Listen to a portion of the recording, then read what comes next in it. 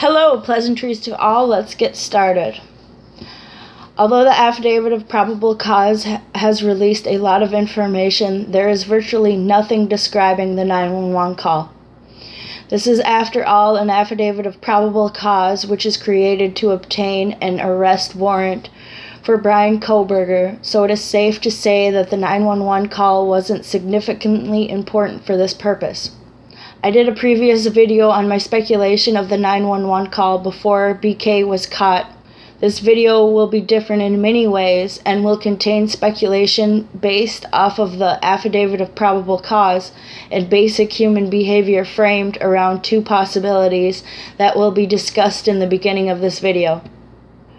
From what we know about the facts of the affidavit and probable cause, Dylan had in fact seen the suspect in the home she shared with the victims. During her interview, Dylan gives an account of noises she could hear within the house, as well as visually seeing the perpetrator leave. Most people would believe at the time of seeing the perpetrator, a reasonable person would have called 911. This is not necessarily true. However, I believe there are two possible scenarios that have to be entertained before we can speculate on the possible psychology surrounding Dylan's decision to call 911. Scenario number 1. Police officers did not release accurate facts about the 911 call to the public. Scenario number 2. Police did release accurate facts about the 911 call to the public. I will start by examining speculation surrounding the idea that police did not release accurate facts about the 911 call to the public. There are many good reasons for the police department to give the public false information about the 911 call. Here is a list of some possible reasons why Moscow PD would have done this. The main reason is to protect Dylan. If Dylan called the police department after the attacks, let's say around 4:30 a.m., 6 a.m., and did not call at 12 p.m., police may have given the time of the 911 call to be closer to 12 p.m. because they didn't want to alert the killer, public, or media that a survivor was in the home and that police officers knew a more accurate timeline of the crimes. Alerting the public and media is always almost the same as alerting the killer. But besides alerting the killer, Moscow PD may not have wanted media and the public to know facts surrounding the 911 call and Dylan seeing the perpetrator, because most likely Dylan would have been bombarded with public attacks and media companies trying to get interviews from her. Also, if the killer was alerted to this information, it is possible that the killer could go on a crime spree, given the knowledge that he is most likely going to be caught. Police could have also said the 911 caller was not a roommate and that when the 911 call was made, the scene was described as an unconscious person at the residence, because this information may have been given to the public for the same reason, simply to protect Dylan and Bethany from the media and public interest.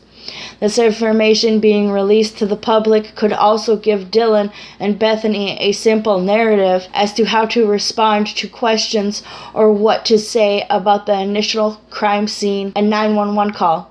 It's possible that Dylan, seeing the perpetrator, quickly locked her bedroom door, waited a little while until she felt safe. When she felt safe, it is possible that either A, she immediately called the police to alert them to a possible crime. B, after feeling safe enough, Dylan could have came out of her room to investigate the house, at which time she would have most likely seen Zaina and Ethan, which would have prompted her to most likely run back to her room, lock her door, and call the police to alert them to what she had witnessed. Based on the Affidavit of Probable Cause, we know that Dylan did in fact hear noises in the 1122 King Road residence. The noises reported by Dylan were consistent with occurring during the time the crime scene took place. The noises that Dylan reported hearing prompted her to look outside of her bedroom door.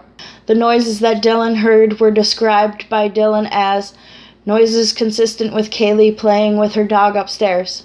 A female voice saying that there is someone in here. Zaina crying in the area of Zaina's bedroom. A male voice saying, "It's okay, I'm going to help you." In the affidavit of probable cause, it is not stated that Dylan or the surveillance camera recording picked up or heard screams, cries for help, arguments, or any other noises consistent with loud yelling. These facts would lead me to believe that it is possible that Dylan did not know that a crime was taking place until the time period around her hearing an unknown male voice say something and then seeing an unknown male walking out of the room where Zaina resided. This is why she most likely waited until this time to lock the door. After these events, she describes being shocked and frozen, which would be consistent with a flight response. It is most likely that Dylan did not call police or leave her room until she felt safe, although it is unlikely that she waited until 12 p.m. to do so. It is even more unlikely that she described the scene as an unconscious victim if she heard and seen a perpetrator and the crime scene was not concealed to her.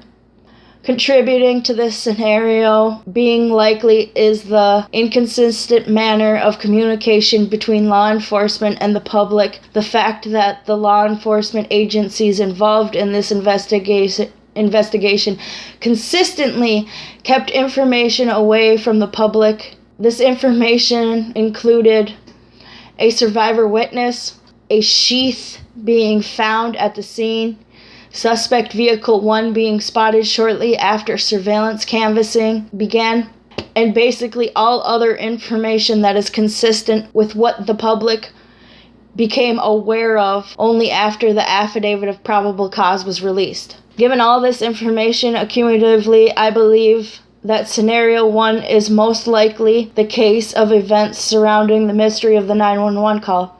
At this time, I would also like to point out that during the time media coverage was at and around the location of 1122 King Road residence, there was a lack of first responding vehicles and the crime scene had already been taped off. From all indications of my knowledge of the media's initial coverage of the crime scene, I would conclude that this could further indicate scenario 1 to be true. Scenario 2, police did release actual facts about the 911 call to the public initially. Initially, I made a video covering speculation based on the 911 call. This video covers speculation that is consistent with the initial information given to the public by law enforcement officers. This video will be linked in the end screen of this video. If the 911 call was in fact placed at 12 p.m. in the afternoon on November 13th, 2022, there are factors that are common knowledge given to us by the Affidavit of Probable Cause that we must consider before going forward on the speculation of this scenario. These factors known to be factual include Dylan's testimony that would be important information that an initial 911 caller would most likely relay to the 911 dispatcher, including Dylan's account of seeing an unknown intruder, hearing noises of the possible crime taking place, a timeline of when these noises could be heard, a description of the crime that took place, a description of the crime scene itself. If scenario 2 is to be believed as fact, we will have to go by what we were initially told of the 911 call's contents. The 911 call was made by a surviving roommate's cell phone. The 911 call was placed at 12 p.m. The 911 call was made by someone who was not a surviving roommate or the owner of the cell phone. The 911 caller initially described the reason for being placed as help needed for an unconscious person. Given the information we know based on the facts given to us by the affidavit, we can conclude that if scenario 2 is factual, the next segment of events could be the most likely events to have taken place. The facts given to us by the affidavit would lead me to believe that it is possible that Dylan did not know that a crime was taking place until the time period around her hearing an unknown male voice say something and then seeing an unknown male walking out of the room where Zaina resided. We know that at this time Dylan was scared because she explains that she froze. After freezing, Dylan quietly shut her bedroom door and locked it. Dylan becoming scared and locking her door is consistent with the idea that this is most likely when she knew that there was dangerous activity present in the 1122 King Road residence. This could be why she waited until this time to lock her door. Dylan describes being frozen. She also describes her next actions as locking the door. After the affidavit describes Dylan's actions of locking the door, there are no further indications of what Dylan does next. This is where the speculation comes in. If scenario 2 is taken as fact, we must use this scenario to further our speculation at this time. Dylan's response to what she's seen on the night of November 13th, 2022 is consistent with a flight response rather than a fight response. Dylan's response is most likely what saved her life and helped lead police to the capture of Brian Kohberger. What Dylan had just experienced was a very traumatic and confusing event. No one should ever be judged by how they respond to a situation that is life-threatening and scary. I feel so bad for Dylan. Surviving a situation like this is one thing, but what Dylan went through, seen, and heard is a whole other traumatic event. I hope everyone is respectful to her and her family.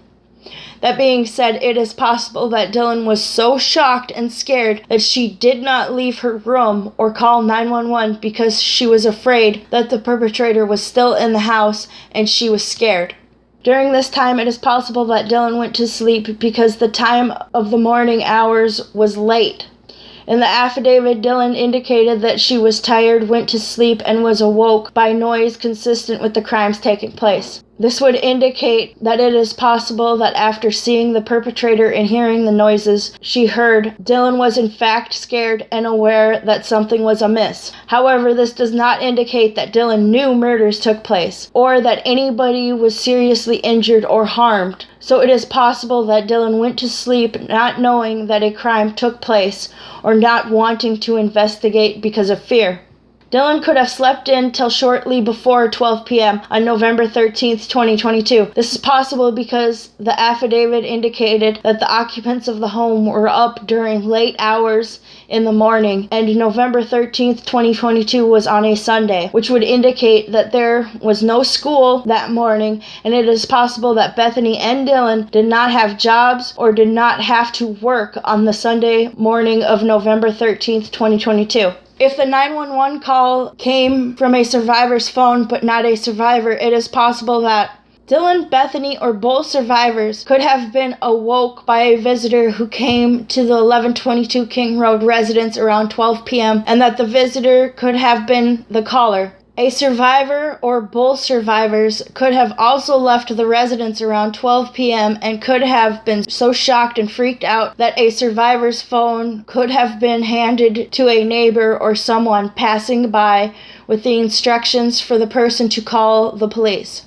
It's possible that one or both survivors called people that they knew and asked them to come over to the residence, and one of these invited parties used a survivor's cell phone to call the police, although this scenario seems more unlikely than the first two possibilities. If scenario 2 is to be believed to be fact, then the initial 911 call could be described as an unconscious person because the person who called 911 or directed someone to call 911 could have walked by Zaina's room as they were leaving. Based on the affidavit, Corporal Payne's initial description of the crime scene indicated that he walked into the house from the front door, walked up the stairs, and was directed to Zaina's room. When Corporal Payne describes looking into Zaina's room, he sees a female on the floor and a male in the room. These facts could indicate that it is possible for Dylan to have left the residence through the front door of the house. In doing so, it is possible and likely that Dylan peered into Zaina's open bedroom door and seen Zaina on the floor. Possibly because she didn't want to disturb the crime scene, or because she didn't want to see more than what she already had. It is likely and possible that Dylan could have left the residence at this time without further investigating any of the rooms. If this is the case, it is most likely that Dylan did not try to find Bethany or any other possible survivors at this time. It's possible that after waking up and leaving the residence, all Dylan had seen for sure was Zaina laying on the floor, which could be why the initial crime scene was described as an unconscious person needing assistance and not a quadruple homicide. It is possible that Dylan was awoke by Bethany, at which time they both left the residence at 12 p.m. However, if Dylan was the first to wake up around 12 p.m., it is more likely that she would leave the residence and call for help rather than look for survivors. Based on the 911 call coming from a survivor's phone, not the survivor who owned the phone, it is also possible that the 911 caller was Dylan using Bethany's phone or vice versa. This could indicate that Dylan possibly waited to call the police because not only was she scared, but it's possible that she did not have a cell phone. It's possible that she did not have a cell phone because she did not own a cell phone. Her cell phone was broken at the time of the murders. Her cell phone was lost at the time. Her cell phone was out of commission, although when you do not have service on your phone, you can still call 911, but it is possible that Dylan did not know this. Her cell phone's battery could have also been dead, but it is more likely that she would have charged her cell phone unless she did not know where her charger was and was too afraid to turn on her light in order to find her cell phone.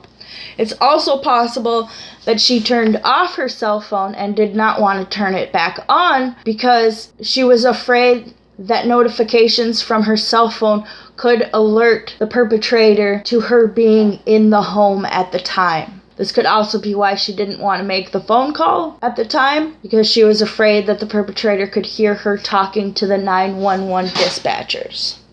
If Dylan used Bethany's phone to call 911, this could be a good indication that for some reason Dylan did not have access to a phone. Dylan would have most likely been the person to talk to the 911 dispatcher because she had more information pertaining to the crime scene, although it is possible that a third party was involved in the 911 call.